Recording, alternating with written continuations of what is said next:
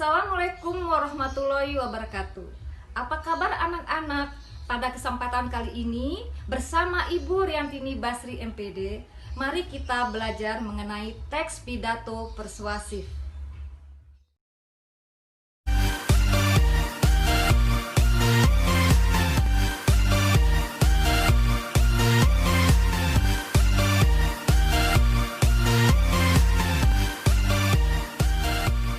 Pada pertemuan ini, kami akan menyampaikan kompetensi dasar, yaitu mengidentifikasi gagasan, pikiran, pandangan, arahan, atau pesan dalam pidato persuasif tentang permasalahan aktual yang didengar dan dibaca. Adapun indikatornya adalah memahami pengertian teks pidato. Kemudian yang kedua, menentukan pikiran, pandangan, atau pesan dalam pidato persuasif tentang permasalahan aktual didengar dan dibaca. Kali ini kita melanjutkan kembali materi pidato persuasif, yaitu menentukan pikiran, pandangan, arahan, atau pesan dalam pidato persuasif tentang permasalahan aktual yang didengar dan dibaca. Yang kedua, menganalisis struktur teks pidato persuasif. Yang ketiga, menganalisis ciri kebahasaan pidato persuasif. Sebelum melanjutkan materi, terlebih dahulu mengingatkan kembali materi mengenai yang pertama adalah pengertian dari pidato persuasif. Pidato persuasif adalah kegiatan berbicara di depan untuk menarik perhatian, memengaruhi, serta bersifat mengajak atau membujuk para pendengar agar mereka menjadi yakin dan mau mengambil tindakan untuk melakukan sesuatu sesuai dengan tujuan pidato tersebut.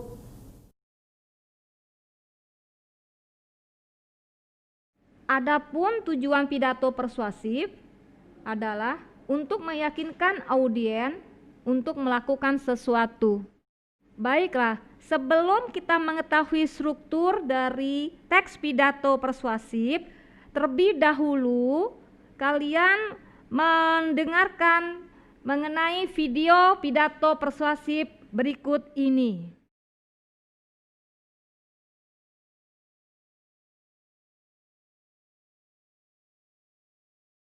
Hello, I'm Severin Suzuki speaking for ECHO, the Environmental Children's Organization.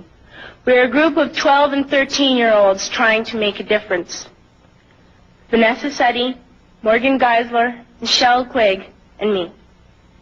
We've raised all the money to come here ourselves, to come 5,000 miles to tell you adults you must change your ways. Coming up here today, I have no hidden agenda. I am fighting for my future.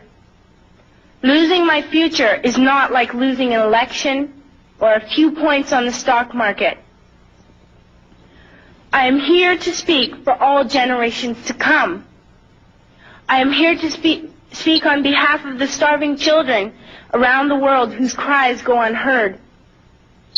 I am here to speak for the countless animals dying across this planet because they have nowhere left to go. I am afraid to go out in the sun now because of the holes in our ozone. I am afraid to breathe the air because I don't know what chemicals are in it. I used to go fishing in Vancouver, my home, with my dad, until just a few years ago we found the fish full of cancers. And now we hear of animals and plants going extinct, every day vanishing forever.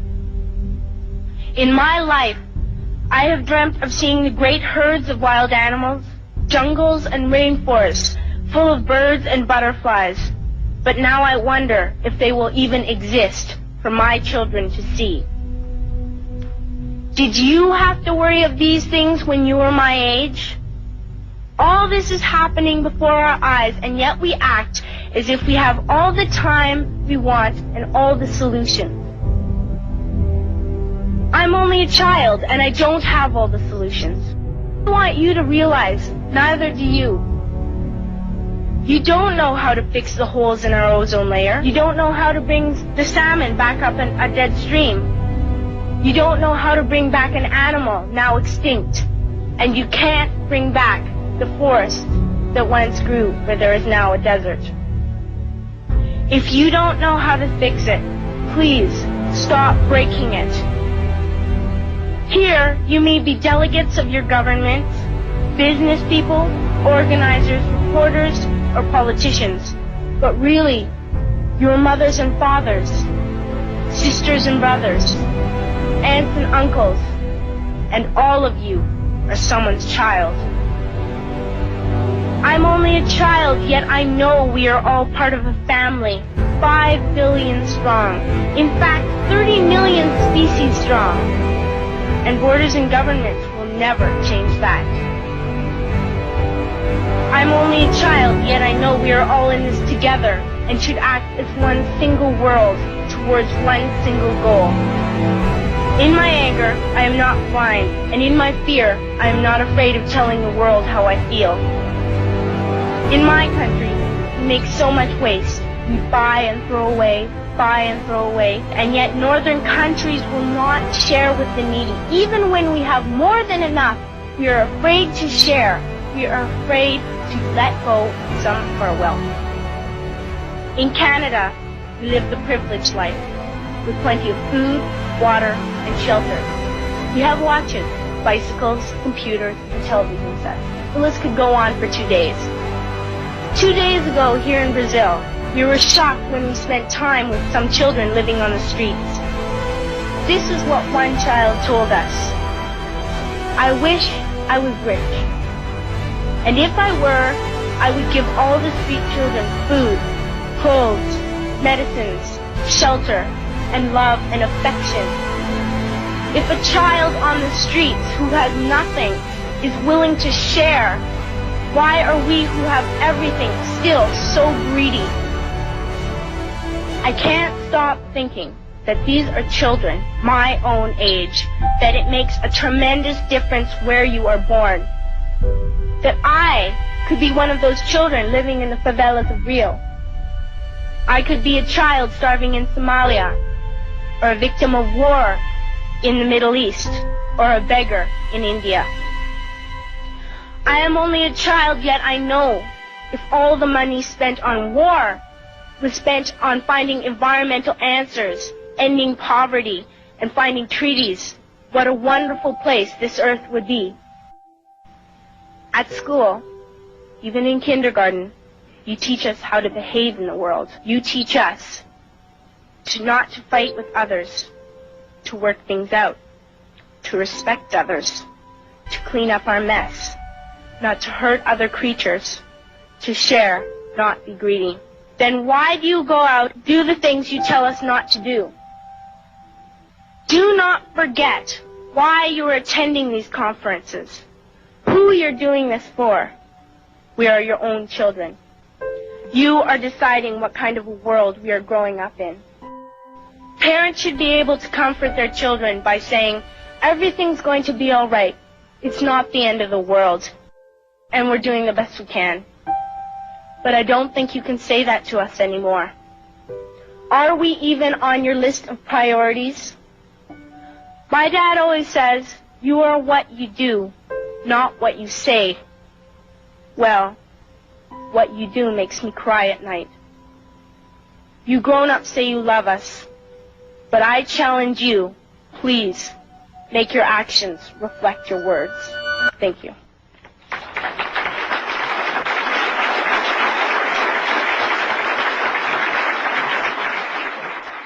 Setelah video persuasif yang diperdengarkan, tentunya kita dapat menganalisis bagian-bagian mengenai pernyataan posisi. Yang kedua, tanggap tahapan argumen. Yang ketiga, penguatan pernyataan posisi. Adapun pernyataan posisi dalam video tersebut itu pada awal video yang diperdengarkan, yaitu adalah mengenai organisasi anak-anak untuk lingkungan hidup yang akan mengadakan perubahan demi masa depan. Sebaiknya kita perhatikan lagi Tahapan yang kedua mengenai tahapan argumen. Pada video yang diperdengarkan, kita memperhatikan pada tahapan argumen itu dibuktikan dengan adanya contoh-contoh hewan yang kehilangan habitat. Contoh yang kedua adalah anak-anak yang kelaparan. Contoh terakhir, penguatan pernyataan posisi dari video yang diperdengarkan, yaitu pada kalimat untuk mengakhiri kemiskinan, yaitu kita melakukan suatu perdamaian. Baiklah, tadi kita sudah mempelajari mengenai struktur pidato persuasif dari video yang diperdengarkan. Berikut ini adalah ciri-ciri dari pidato persuasif. Yang pertama bersifat ajakan, perintah, atau rekomendasi terhadap suatu yang perlu dilakukan. Yang kedua, menggunakan kalimat yang bersifat membangun. Yang ketiga, permasalahan yang mengandung fakta. Setelah kita mengetahui ciri-ciri teks pidato persuasif, alangkah baiknya kita juga mengetahui ciri kebahasaan teks pidato persuasif. Ciri-ciri kebahasaannya diantaranya, pertama, menggunakan kalimat aktif. Ciri-cirinya sebagai subjek, sebagai pelaku. Contoh, dia memanjat pohon. Yang kedua, menggunakan kata tugas. Contoh, di, ke, dari, kepada, oleh, dengan, sampai, bagi, selama, bagaikan, dan lain-lain. Yang ketiga, menggunakan kata emotif. Contoh, ayo, mari, oleh karena itu, semua ini. Yang keempat, menggunakan kosakata bidang ilmu. Contohnya, globalisasi, literasi, fotosintesis. Yang kelima, menggunakan sinonim. Contohnya, asa, sinonimnya, persamaan katanya adalah harapan. Berikutnya, menggunakan kata abstrak, kata benda tidak nyata. Contoh, nama, umur, pendengaran, dan kesabaran. Yang terakhir, menggunakan pembendaan. Contoh, pepohonan. Baiklah, setelah kita mempelajari ciri-ciri bahasa teks pidato persuasif, selanjutnya kita akan mempelajari langkah-langkah dalam menyusun pidato persuasif. Adapun langkah-langkahnya, pertama, menentukan tema. Yang kedua, menentukan maksud dan tujuan pidato. Yang ketiga, mengumpulkan bahan. Yang keempat, membuat kerangka.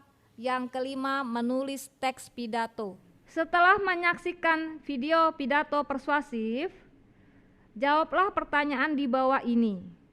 Yang pertama, apakah kalian tergugah setelah menyaksikan pidato Seven Suzuki? Mengapa? Dan jelaskan. Yang kedua, perhatikan cara melibatkan emosi audiens. Ungkapkan kembali dengan bahasamu sendiri. Yang ketiga, manakah kata emotif yang diungkapkan Suzuki? Yang keempat, manakah kata-kata yang mengesankan dalam pidato tersebut? Yang kelima, tulislah isi atau ringkasan pidato tersebut. Materi demi materi telah kita lalui. Untuk lembar kerja siswa yang pertama, pilihlah satu tema di bawah ini. Yang pertama, bayar pajak, negara makmur, bangsa maju. Yang kedua, korupsi, rugi dunia akhirat. Yang ketiga, anti kekerasan, anti tawuran. Lalu susunlah teks pidato dengan langkah-langkah. Pertama, tentukan tujuan atau maksud. Kedua, tentukan pendengar yang dituju. Yang ketiga, mengumpulkan bahan. Yang keempat, menyusun kerangka pidato. Yang kelima, mengembangkan kerangka pidato. Yang keenam, presentasikan teks pidato di depan kelas tanpa teks. Baiklah, sekarang kita akan menganalisis lembar kerja siswa kedua. Analisislah video persuasif yang diperdengarkan tadi, yaitu dari aspek kebahasaannya. 1. Menggunakan kata tugas. Yang kedua, menggunakan kosakata emotif. Yang ketiga, menggunakan kosakata bidang ilmu. Yang keempat, menggunakan sinonim. Yang kelima, menggunakan kata benda abstrak. Yang keenam, menggunakan pembendaan. Setelah kita menganalisis ciri kebahasaan pidato persuasif dari video yang diperdengarkan, maka untuk lembar berikutnya adalah lembar kerja siswa yang ketiga, yaitu menganalisis struktur pidato persuasif dari video yang diperdengarkan. Adapun analisisnya, yang pertama pernyataan posisi, yang kedua tahapan argumen, yang ketiga penguatan pernyataan posisi, yang terakhir adalah kesimpulan.